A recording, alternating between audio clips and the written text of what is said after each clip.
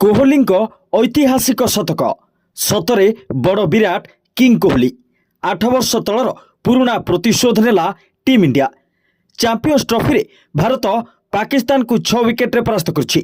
ଗୋଟିଏ ପଟେ team India ସେମିଫାଇନାଲରେ ନିଜର ସ୍ଥାନ ପ୍ରାୟ ନିଶ୍ଚିତ କରିସାରିଛି, ଯେତେବେଳେ ପାକିସ୍ତାନ ଲଗାତାର ଦ୍ୱିତୀୟ ମ୍ୟାଚ୍ ହାରିବା ପରେ ଟୁର୍ଣ୍ଣାମେଣ୍ଟରୁ ପ୍ରାୟ ବାହାର ହୋଇଗଲାଣି।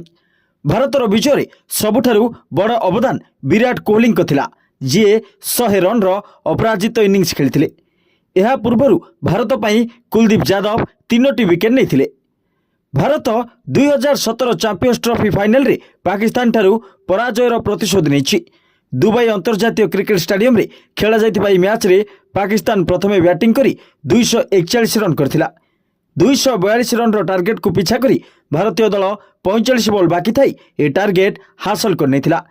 ବିରାଟ କେବଳ ଚୌକା ମାରି ତାଙ୍କର ଶତକ ପୂରଣ କରିନଥିଲେ, ବରଂ ଭାରତର 6 ୱିକେଟ୍ରେ ବିଜୟ ମଧ୍ୟ ସୁନିଶ୍ଚିତ କରିଥିଲେ। ବିରାଟ କୋହଲି ଓଡିଆଇ କ୍ରିକେଟରେ ତାଙ୍କର 51ତମ ଶତକ ହାସଲ କରିଛନ୍ତି। ବିରାଟ ଦିନିକିଆ ମ୍ୟାଚ୍ରେ ସର୍ବାଧିକ ଶତକ ହାସଲ କରିବାରେ ଆଗୁଆ ହୋଇସାରିଛନ୍ତି। ଏହା ତାଙ୍କର ଅନ୍ତର୍ଜାତୀୟ କ୍ରିକେଟରେ 82ତମ ଶତକ। ପାକିସ୍ତାନ ବିପକ୍ଷ ମ୍ୟାଚ୍ରେ ବିରାଟ 111 ବଲ୍ରେ 100 ରନ୍ର ଏକ ଅପରାଜିତ ଇନିଂସ ଖେଳିଥିଲେ। ବିରାଟ କେତେ ଧୈର୍ଯ୍ୟର ସହିତ ଖେଳିଥିଲେ ତାହା ଏହି କଥାରୁ ଅନୁମାନ କରାଯାଇପାରେ ଯେ ସେ ତାଙ୍କ ଇନିଂସରେ କେବଳ 7ଟି ଚୌକା ମାରିଥିଲେ। ଏହି ମ୍ୟାଚ୍ରେ ବିରାଟ ତାଙ୍କ ଏକଦିବସୀୟ କ୍ୟାରିୟରର 14,000 ରନ୍ ମଧ୍ୟ ପୂରଣ କରିଥିଲେ। ଚାମ୍ପିୟନ୍ସ ଟ୍ରଫିରେ ଏହା ଭାରତ ଏବଂ ପାକିସ୍ତାନ ମଧ୍ୟରେ ଷଷ୍ଠ ମୁକାବିଲା ଥିଲା।